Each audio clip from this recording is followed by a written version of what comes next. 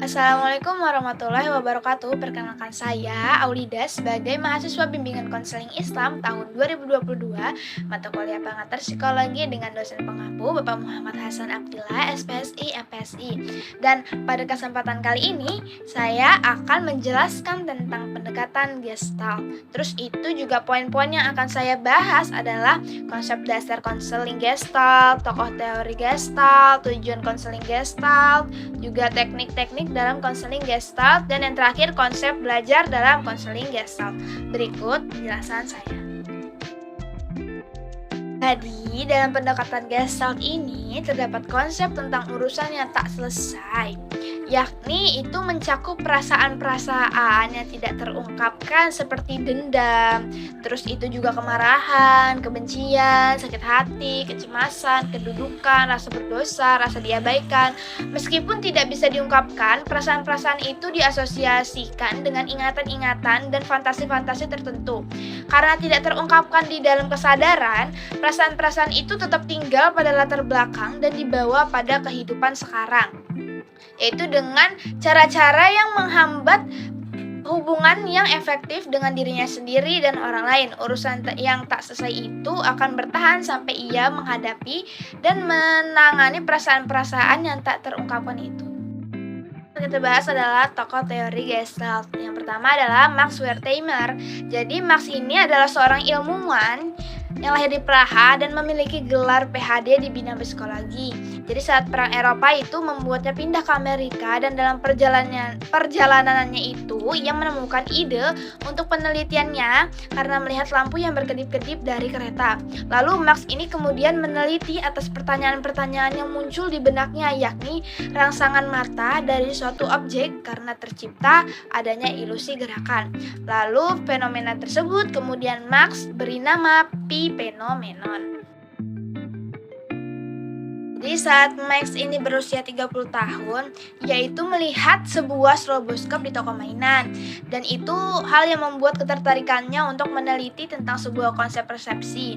Objek tersebut kemudian membuat Max tertarik bereksperimen dan mempelajari banyak hal tentang objek secara mendalam. Lalu Max kemudian akhirnya mencetuskan nih teori Gestalt, yakni teori tentang persepsi. Yang kedua adalah Wolfgang Kohler. Jadi Wolfgang ini melakukan beberapa eksperimen tentang teori pembelajaran Gestalt, yakni itu kurang lebih 4 eksperimen kali ya. Kalau nggak salah 4. Kenapa kayak gitu? Jadi yang kedua itu Wolfgang Kohler. Jadi Wolfgang ini melakukan beberapa eksperimen tentang teori pembelajaran Gestalt, yakni melakukan 4 eksperimen tentang perilaku simpanse. Jadi dalam kesimpulan pada 4 eksperimen tersebut adalah penerapan teori Gestalt dalam pembelajaran dapat memberikan pengaruh positif. Terus itu juga baik meningkatkan hasil belajar atau mengatasi beberapa masalah yang muncul dalam proses pembelajarannya itu sendiri.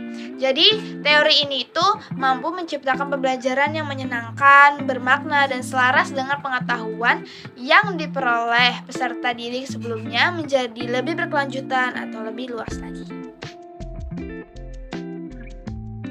Materi selanjutnya akan kita bahas adalah tujuan utama konseling Gestalt. Jadi tujuan utamanya adalah membantu klien agar berani menghadapi berbagai macam tantangan maupun kenyataan yang harus dihadapi. Tujuan ini juga mengandung makna bahwa kita haruslah dapat berubah dari ketergantungan terhadap lingkungan atau orang lain menjadi percaya pada diri, dapat berbuat baik lebih banyak untuk meningkatkan kebermaknaan hidupnya. Melalui konseling, konselor ini membantu klien agar potensi yang baru dimanfaatkan sebagian ini dan dikembangkan secara optimal. Jadi selain tujuan-tujuan yang tadi ini, ada lagi nih secara lebih spesifiknya tujuan konseling Gestalt ini. Yang pertama itu adalah membantu klien agar dapat memperoleh kesadaran pribadi, memahami kenyataan atau realitas, serta mendapatkan insight secara penuh.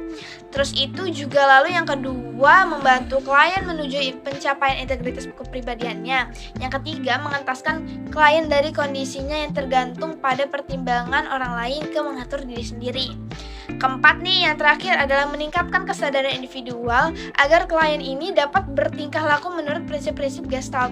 Jadi semua situasi yang bermasalah ini yang muncul dan akan selalu muncul dapat diatasi dengan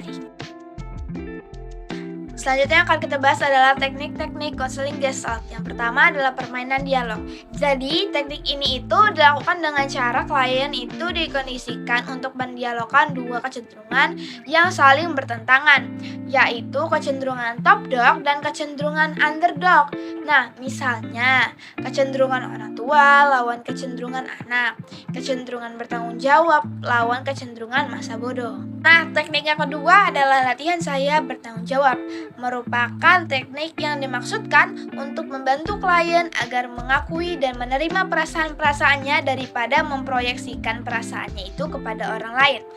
Nah, dalam teknik ini, konselor meminta klien untuk membuat suatu pernyataan dan kemudian klien menambahkan dalam pernyataan itu dengan kalimat contoh, saya merasa jenuh dan saya bertanggung jawab atas kejenuhan itu.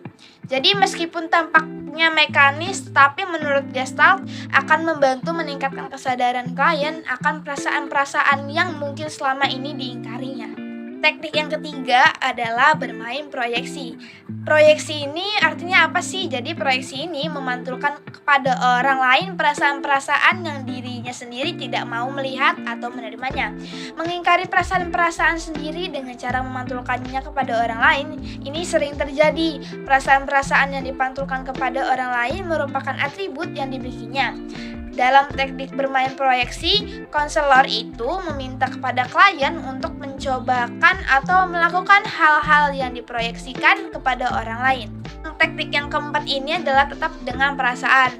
Maksudnya adalah teknik dapat digunakan untuk klien yang menunjukkan perasaan atau suasana hati yang tidak menyenangkan atau ia ingin menghindarinya. Jadi konselor itu mendorong klien untuk tetap bertahan dengan perasaan yang ingin dihindarinya itu. Terus itu juga kebanyakan klien ini ingin melarikan diri dari stimulus yang menakutkan dan menghindari perasaan-perasaan yang tidak menyenangkan. Lalu dalam hal ini konselor itu tetap mendorong klien untuk bertahan dengan ketakutan atau kesakitan perasaan yang dialaminya sekarang dan mendorong klien untuk menyelam lebih dalam nih ke dalam tingkah laku dan perasaan yang ingin dihindarinya itu.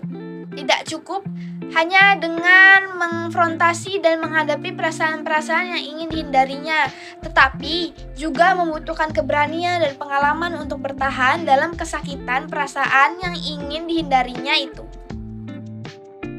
Materi yang terakhir adalah konsep belajar dalam teori Gestalt. Jadi keberadaan teori-teori pembelajaran ini adalah hasil dari ketidakpuasan karakter dengan teori yang telah ditemukan sebelumnya. Stimulus dan respon kehidupan dalam teori Gestalt adalah manusia tidak hanya berpaku pada rangsangan dan respon saja, melainkan lebih dari itu, manusia akan cenderung mengambil kebijaksanaan dalam segala hal yang mereka hadapi. Mereka juga kemudian akan menarik pemahaman tentang berbagai hal dari pengalaman yang mereka miliki. Jadi, seseorang akan menggunakan pemahamannya yang saling terkait sesuai dengan peristiwa atau masalah yang mereka hadapi. Menurut Gestalt, bahwa semua kegiatan pembelajaran menggunakan pemahaman pada relasi dan mampu memahami relasi interrelasi satu sama lain. Hal tersebut bisa dipahami sebagai wawasan untuk mendapatkan jawaban atau solusi. Masalah konsep ini kemudian menjadi penting dalam teori ini, yakni bukan hal-hal yang harus dipelajari, melainkan memahaminya dengan menambah wawasan yang lebih luas lagi. Pada pembelajaran berdasarkan teori Gestalt adalah perkembangan kognitif seseorang yang bisa menemukan solusi ketika memecahkan suatu masalah. Jadi seseorang akan cenderung memikirkan semua aspek yang sekiranya diperlukan untuk memecahkan masalah dan menyelesaikannya secara kognitif agar masalah tersebut terselesaikan. Bahkan melihat metode-metode lain demi menemukan jawaban atau solusi terbaik. Setelah menemukannya, maka seseorang akan menarik pemahamannya menuju satu kesimpulan. Karakter Gestalt ini mempercayai bahwa solusi itu bisa ditemukan dan tidak bisa diperoleh secara cuma-cuma. Jadi mungkin itu saja 5 topik yang saya bawa dan saya bahas, kurang lebihnya mohon dimaafkan.